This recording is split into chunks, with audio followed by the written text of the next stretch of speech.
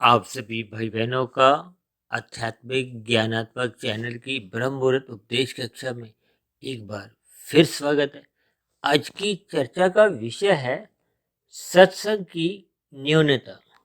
उस न्यूनता को देखिए हमने नीचे 3 चिन्हों से दर्शाया है, जो कि आपके हमारी एक अधोगति का एक कारण बनती है।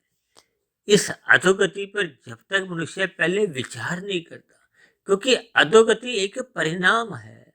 यह कार्य का अभिप्राय देखिए कर्म से है, कर्म का अभिप्राय मनुष्य योनि से है, क्योंकि नीचे की योनियां तो देखिए वैसे ही तामसी योनियां मानेगी हैं।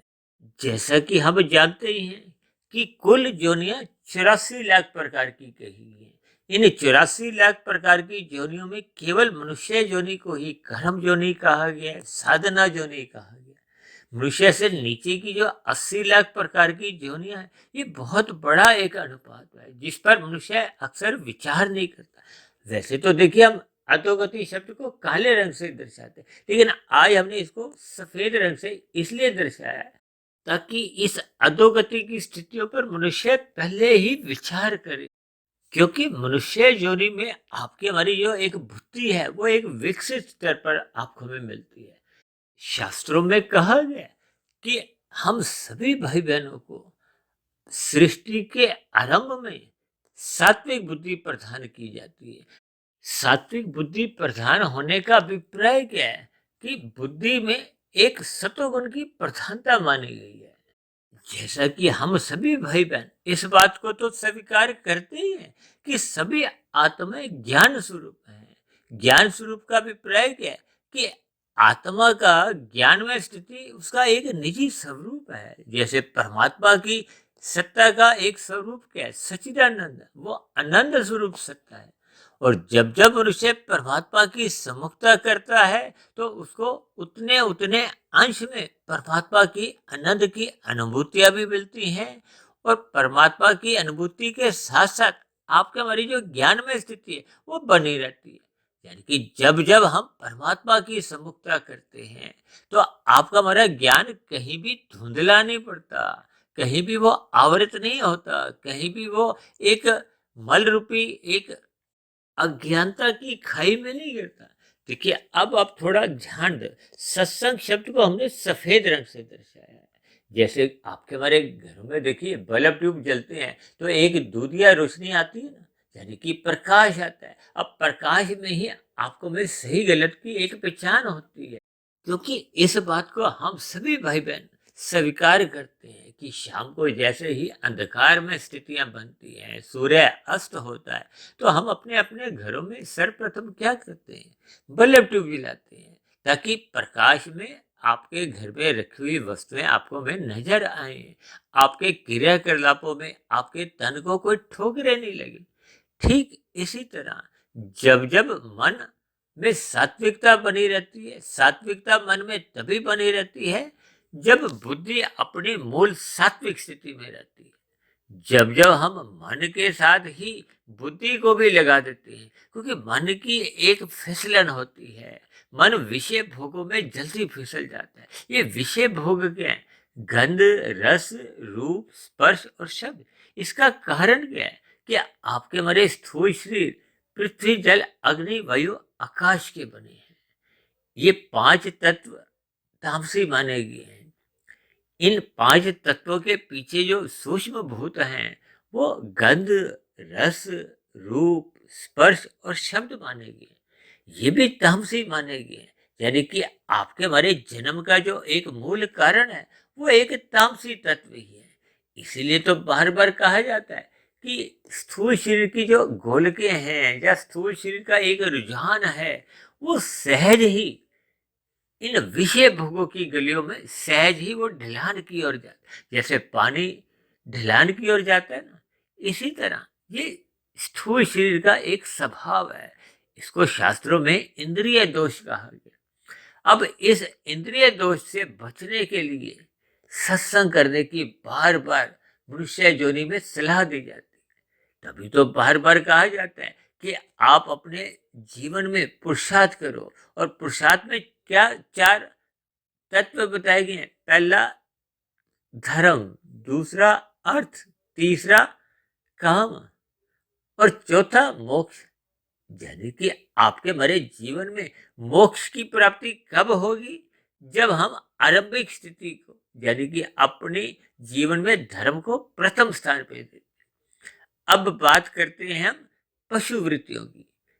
यदि मनुष्य के जीवन में धर्म प्रथम स्थान पे रहते ही नहीं है, तो उसके जीवन में आहार, मैथुन, निंद्रा और भय, ये चार पशु वृत्तियां शास्त्रों में कही है। यानी कि मनुष्य जीवन में यदि हम सत्संग करते नहीं है या सत्संग की न्यूनता ले आते हैं। अब आप वीडियो के चित्र में जो तीन हमने एक तीर नीचे की तरफ दर्शाए हैं, ये तीन अलग अलग रंगों में हमने दिखाए हैं। अब पहला रंग हमने क्या दर्शाया है? पहला सफेद रंग है। अब जैसे ही सत्संग की न्यूनता होती है, आरंभिक स्थितियों में मनुष्य इसको हल्के में लेता है। हल्के में लेने का अभिप्राय क्या है कि मनुष्य परमात्मा से थोड़ा सा विमुख होता है। थोड़ा सा विमुख होते ही वो जो संसार है, देखिए दूसरा चिन्ह क्या है? एक रंगीन चित्र है। रंगीन का अभिप्राय संसारी आकर्षणों से है। आप इसको मेलों का आकर्षण कहो, पांच भोगे विषयों का आकर्षण कहो, विज्ञापन की दुनिया कहो, माल की जो एक स्थितियां हैं, भोगों की जो एक लोलुपता है, ये सभी स्थितियां देखिए रजोगुण के कारण है। ये स्त्री पुरुष का जो आपसी आकर्षण, ये भी रजोगुण के कारण ही माना गया। अब आप चित्र के तीरों पे थोड़ा और विशेष ध्यान दो। देखिए आरंभिक तीर सफेद रंग का, ये थोड़ा छोटा सा हमने दर्शाया है, लेकिन ये थोड़ा सा छोटा कहो, मनुष्य की असावधानी कहो, मनुष्य की लापरवाही कहो, मनुष्य का प्रमाद की स्थितियां कहो, ये सभी स्थितियां आरंभिक स्तर पर बहुत छोटी होती है। यानी कि मनुष्य जैसे जैसे सत्संग को महत्व नहीं देता या अपने जीवन में वो रजोगुण को महत्व देने लगता है। अब देखिए दूसरा चिन्ह हमने रजोगुण का थोड़ा बड़ा दिखाया है। इसका अभिप्राय क्या है कि जैसे ही हम सत्संग में थोड़ी सी भी लापरवाही लाते हैं, तो आपका हमारा जो विषय भोग है, ये एक बड़े स्तर पर आपके हमारे जीवन में आने लगते हैं। ये गंध, रस, रूप, स्पर्श और शब्द, ये पांच विषय भोगों का एक महत्व बढ़ने लगता है। और जैसे ही हम इन विषय भोगों को अधिक महत्व देते हैं, अब जैसे जैसे मनुष्य देखिए इन विषय भोगों को अपने जीवन में अधिक महत्व देने लगता है, तब ऐसी स्थिति विशेष में वो जो तीसरा गुण है, तमोगुण, वो अब सक्रिय हो जाता है। अब देखिए ना, इन तीनों की स्थितियों को आप देखो। आरंभ में सत्संग की न्यूनता का अभिप्राय लापरवाही से, असावधानी से, प्रमाद की स्थितियों से। अब रजोगुण बढ़ने से फिर उसके बाद जो तीसरा गुण है, ये तमोगुण की स्थिति बहुत ही एक विकराल रूप में हमने दिखाई है। इसका अभिप्राय क्या है कि जब जब मनुष्य के जीवन में ये विषय भोगों की प्रधानता होने लगती है, मनुष्य इन विषय भोगों को रस बुद्धि से भोगने लगता है, वो इनका व्यसनी बनने लगता है। उन विषय भोगों को भोगते भोगते वो प्रमाद में आ जाता है, आलस्य में आ जाता है। तब ऐसी स्थिति विशेष में वो जो सत्संग है, जब एक सतोगुण की जो एक लगाम थी, वो कमजोर पड़ने लगती है। वो कमजोर होते ही तब ऐसी स्थिति विशेष में जो तमोगुण का जो एक स्थिति है, वो एक मजबूत स्थिति में रजोगुण को खींच लाती है। देखिए इन पर एक ध्यान दो, इन शब्दों पे भी, इन चिन्हों पे भी, प्रकृति के तीन गुणों की स्थितियों पर भी। यानी कि जब जब मनुष्य का रजोगुण प्रधान होने लगता है, उसमें सतोगुण की लगाम की एक कमजोरी आने लगती है, तब तब ऐसी स्थिति विशेष में ये तमोगुण की प्रधानता मनुष्य के जीवन में आने लगती है। तमोगुण की प्रधानता का अभिप्राय उसके जीवन में वे फिर चार पशु वृत्तियों की ही एक प्रधानता बनने लगती है। आहार, मैथुन, निद्रा और भय। आज संसार में, कलयुग में ऐसी स्थितियां घर घर में देखने को मिलती हैं। यानी कि जब जब मनुष्य का सत्संग के प्रति एक लापरवाही आती है, तो उसका रजोगुण बढ़ने लगता है। ये रजोगुण क्या बढ़ते बढ़ते ही मनुष्य इन विषय भोगों को भोगने की उसमें आसक्ति या लोलुपता उत्पन्न होने से फिर देर सवेर मनुष्य का तमोगुण में गिरना एक सहज स्थिति बनने लगती है। आज आप संसार में देखो कि जिन जिन लोगों के पास जब जब धन की एक प्रचुरता आने लगती है, उनके जीवन में विषय भोग बढ़ने लगते हैं, उनकी दिनचर्या अमर्यादित होने लगती है।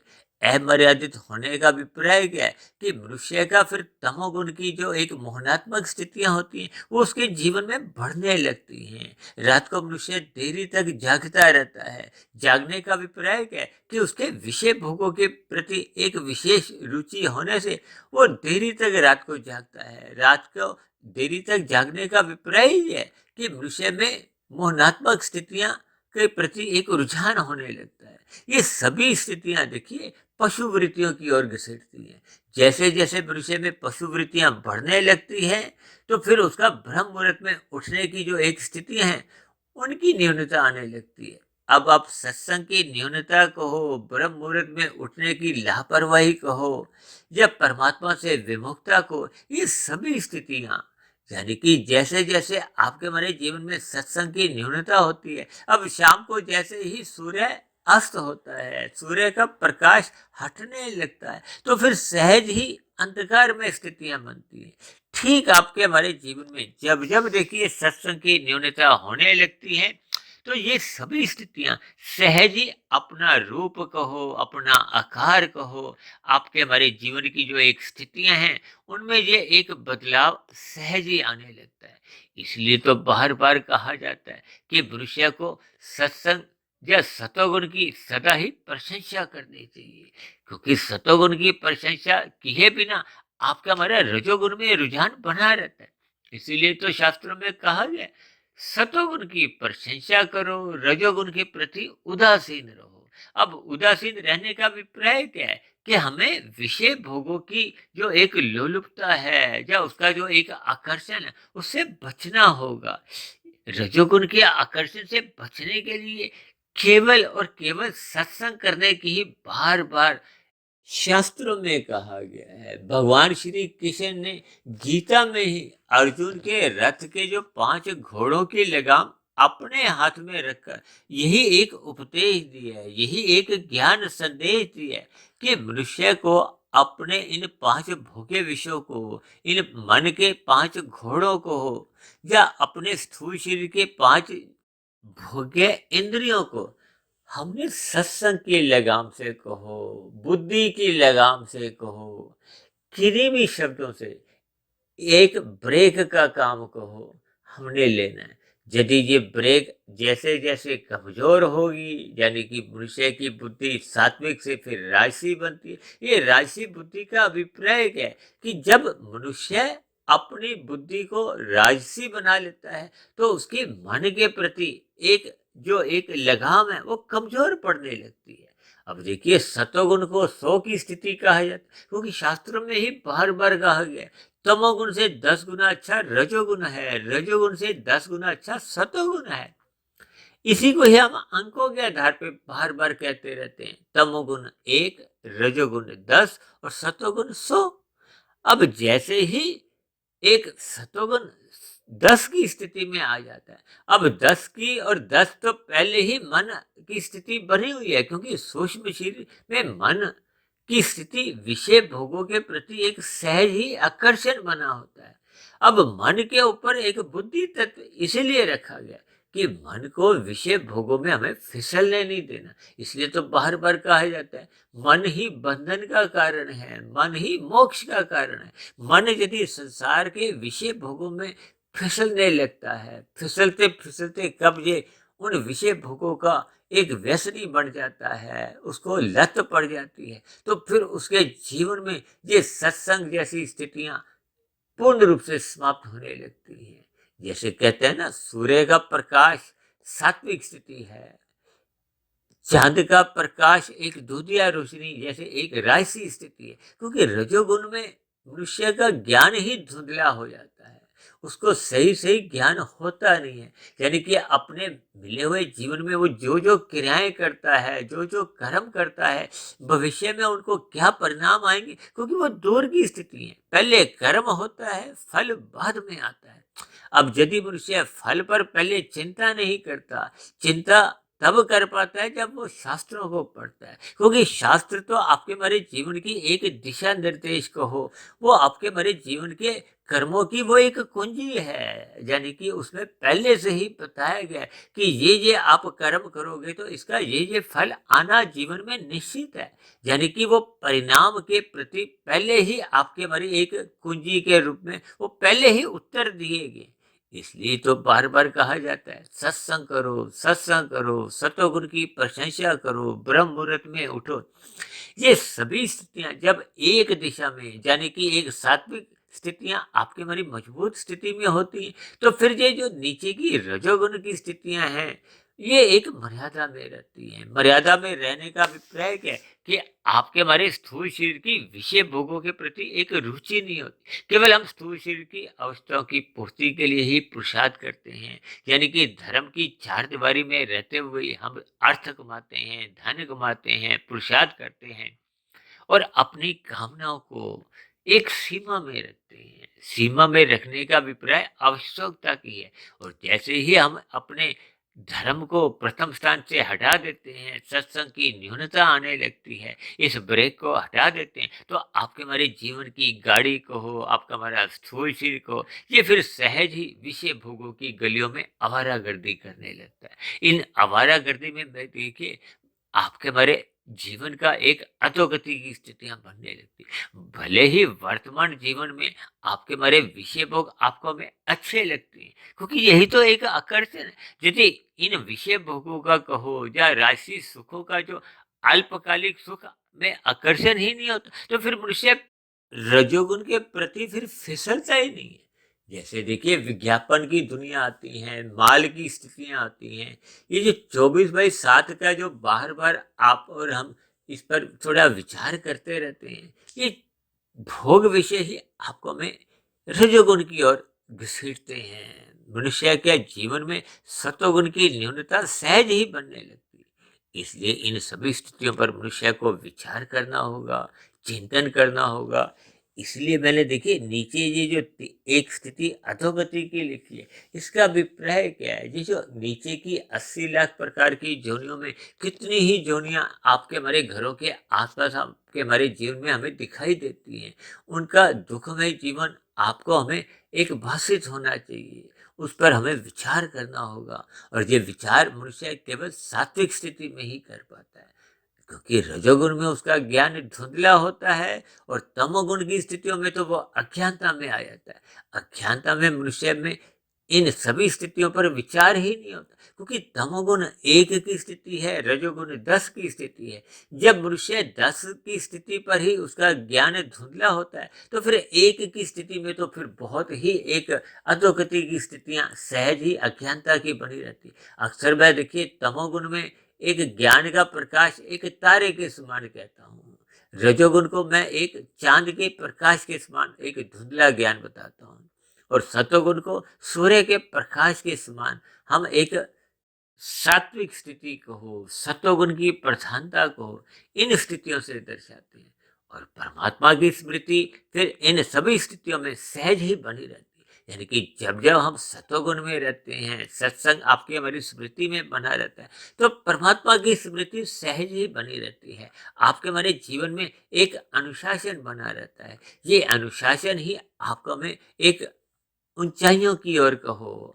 आपके हमारे जीवन की ऊंचाइयां क्या है कि ये जो जन्म मरण का जो एक बंधन है, ये जो कारण शरीर में जो मल विक्षेप के जो एक आवरण है, जो आत्मा के प्रकाश को कहो, आत्मा के ज्ञान को आवरित करते हैं, क्योंकि आत्मा और परमात्मा ये दोनों चेतन तत्व हैं। परमात्मा परम चेतन सत्ता है, उस परम चेतन सत्ता को ही अनंत स्वरूप कहा गया है। इसका भावार्थ ये है कि जब जब मनुष्य परमात्मा की सम्मुखता को हो, परमात्मा की स्मृति बनाए रखता है, तो फिर उसको उतने उतने अंश में सहज ही आनंद की अनुभूति होती है। आनंद की अनुभूति होने का अभिप्राय क्या है कि अब उसका जो अपना ज्ञान है, यानी कि आत्मा का जो एक निजी गुण है ज्ञान स्वरूप होना, वो उसका एक निजी गुण अपनी सही स्थिति में बना रहता है।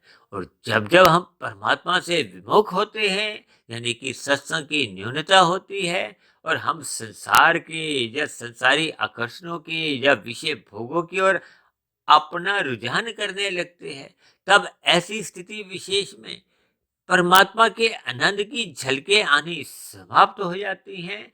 तब ऐसी स्थिति विशेष में माया के सम्मुख, यानी कि हम रजोगुण और तमोगुण जिन जिन स्थितियों में अपने आप को स्थित करते हैं, फिर उस स्थिति विशेष में उस माया के उस गुण विशेष के परिणाम कहो, फल कहो या अधोगति की स्थितियां, वो सहज ही आपके हमारे जीवन में बनने लगती।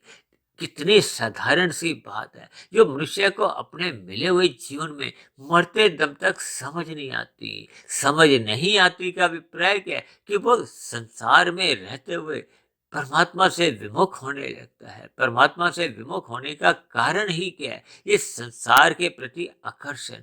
और ये संसार के प्रति आकर्षण की एक मर्यादाएं तभी बन पाती हैं जब हम अपने मिले हुए जीवन में सत्संग की न्यूनता आने नहीं देते, ब्रह्म मुहूर्त में उठने का अपना संस्कार बनाए रखते हैं। ब्रह्म मुहूर्त में उठने पे ही आपका हमारा शास्त्रों की एक स्मृति कहो, शास्त्रों का एक ज्ञान कहो, परमात्मा की स्मृति कहो, आपके हमारे जीवन में एक अनुशासन की स्थितियां कहो, ये फिर सहज ही बनने लगती है। यानी कि जब जब हम अपने जीवन में ब्रह्म मुहूर्त को एक विशेष महत्व देते हैं, अपनी दिनचर्या को एक अनुशासन में रखते हैं, तो फिर आपका हमारे जीवन में फिर वो रजोगुण की जो एक लोलुपता है, वो एक मर्यादा में रहती है। वो एक जीवन की अवस्था तक ही एक सीमा में रहती है। तब ऐसी स्थिति विशेष में मनुष्य का तमोगुण में गिरने का प्रश्न ही नहीं होता। इन सभी स्थितियों पर आप विचार करो, ताकि हम अपने दिन में रजोगुण की स्थितियों को एक मर्यादा में रखें। ये मर्यादा में तभी रह पाती हैं जब मनुष्य सतोगुण का संग निरंतर अपने जीवन में करता रहता है, ब्रह्म मुहूर्त में उठने का अपना संस्कार स्वभाव जगाए रखता है। तो ऐसी सभी शुभ स्थितियां आप सभी भाई बहनों के जीवन में भी नित्य निरंतर बने रहे, ताकि हम मरने के बाद ये जो अधोगति की स्थितियां हैं या नीचे की जो 80 लाख प्रकार की जोनियां हैं, इनमें गिरने से हम बच जाएं। और ये तभी संभव होता है जब हम सत्संग को विशेष महत्व देते हैं। तो ऐसी सभी शुभ स्थितियां आप सभी भाई बहनों के जीवन में भी नित्य निरंतर बनी रहें। इन्हीं शुभ कामनाओं के साथ आज की चर्चा विशेष को अब हम यही विश्राम देते हैं। शाम को फिर मिलते हैं संध्या बेला ज्ञान कक्षा में। तब तक आप अपने आध्यात्मिक में सुधीर भाटिया फकीर को इजाजत दें।